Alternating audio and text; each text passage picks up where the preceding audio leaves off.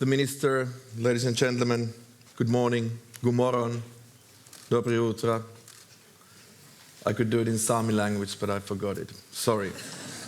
But maybe that's a good example that how many languages, how many dialects, how many cultures and countries we have today and tomorrow in this room and in this world when it comes to Arctic and when it comes to Arctic cooperation. For me as a Finn, I actually feel like being back home since we don't have too much snow in Finland at this point. I come from Lahti, which is a pretty well-known winter sports city. And today, this morning, I felt like being at home because I felt the freeze, I felt the snow, I felt like being back home. So we can't even ski anymore in Lahti. We only have 1 kilometer slot. So no wonder Norway is doing so well in cross-country. But we're working on it as far as the snow technology and know-how and knowledge, as we spoke earlier. Today I have, I'd say, 4 main messages. The first one is maybe the most important one, that the global importance of the Arctic is growing and it's about to grow. The Arctic Council and the Arctic countries are at the very core of this cooperation. We can see that, and I can see as a Minister of Trade and as a Minister of Development, that we cannot live in silos anymore. If we look at the foreign and security policy, trade policy, development policy, environmental policy and so forth, they are all interlinked. And that's something we want to emphasize as our government, as far as Finnish government. And this is my second point, that this is what we want to see within the scope of the European Union and our future work when it comes to our global appearance and our resources and strengths. So Finland has a leading role when it comes to Arctic issues within the EU. And that's what we're working on, and that's something I will tell you more today. The third one is the fact that the economic prosperity and protecting the Arctic environment are not contradictory. In other words, sustainable development is there and it will be there. For instance, in the trade policy, sustainable development chapters are there to stay. And this is also an important message from the European Union for the global audience when we talk about the market access and trade in general. The fourth one is, as we spoke earlier, education know-how. Our government is investing more and more money into the education because that's what we have and that's what we want to have also for the future. We want to be on the top of the world when it comes to education, as we are, but we do have to invest more and more as far as Finland, Nordic countries and Arctic in order to enable the strategies and goals and aims what we have.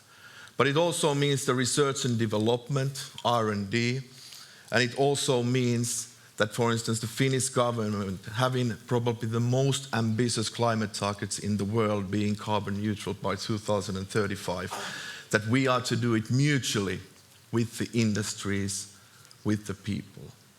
There is no government that can do it alone. It has to be done together with the industries, with the energy sectors and other sectors. That's the only way to get further.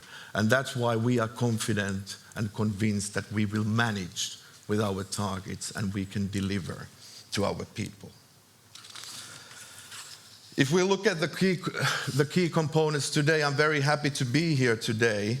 And actually, as I said earlier, it's so important that we have such platforms as the Arctic Frontiers today. We do face dramatic changes, and as I said earlier, we have to pay attention to climate change, but also need to keep the Arctic as a zone of peaceful cooperation and low tension. Work on sustainable development is important.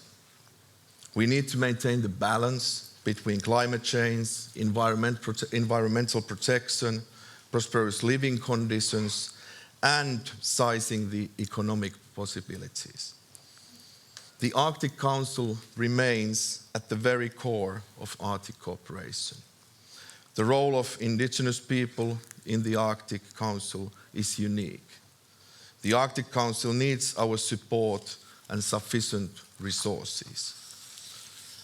Arctic issues are high on the agenda on Finland's presidency in the EU, as we held it for 6 months, ending by the end of last year. As a result, the Foreign Affairs Council recommended to update the EU's Arctic communication of 2016. Important that the EU is engaged and responds to the new challenges and opportunities in the Arctic. In other words, it means further resources, further research and development funding, and further opportunities for our global Arctic neighbors and friends. Finland, Norway, Sweden, and Denmark are drafting new Arctic strategies. It's important to maintain close touch as the processes move forward. The Northern Dimension policy, actually, which has turned 20 years, is important for the Arctic cooperation. The 4 equal partners, Norway, Iceland, Russia, and the EU, jointly address concrete challenges to practical project cooperation. And the positive narratives are needed, as we see. Black carbon is one of them. Ladies and gentlemen, a few words regarding economics and economic prosperity. As I said earlier, economic prosperity and protecting our environment are benefiting each other. Enormous growth potential is in circular economy, which is also in a very core of Finnish government's agenda. Finland has a lot to offer when it comes to know-how and technology. Our climate policies are ambitious, including, for instance, Lapland's regional targets being carbon neutral by 2030, together with the industry and tourism, for instance. So we want to lead by example. I think this is the message we want to deliver from Finland. Investments in low carbon and resource-wise solutions bring major economic opportunities in the Arctic and all over the world. On navigation, Finnish icebreakers have broad expertise of Arctic conditions, and we can offer new types of services to facilitate safe transportation and contribute to the preservation of the marine environment of the Arctic. Investments in low carbon and resource-wise environmental solutions bring opportunities also in the Arctic. So in other words, climate change means business as well. Adequate environmental legislation and information necessary for companies to fulfill their environmental and social responsibility. Once again, that's why it's so important to work together with public and private sector and the third parties to enable sustainable solutions. Actually, 85% of the Finnish businesses believe that climate change will have an impact on their operations, either now or in the future.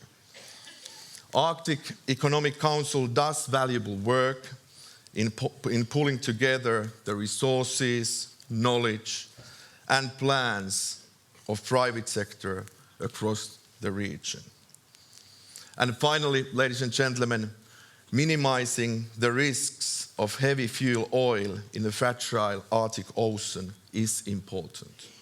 Finland supports the work in the IMO to decrease and finally ban the use of heavy fuel oil in all polar areas.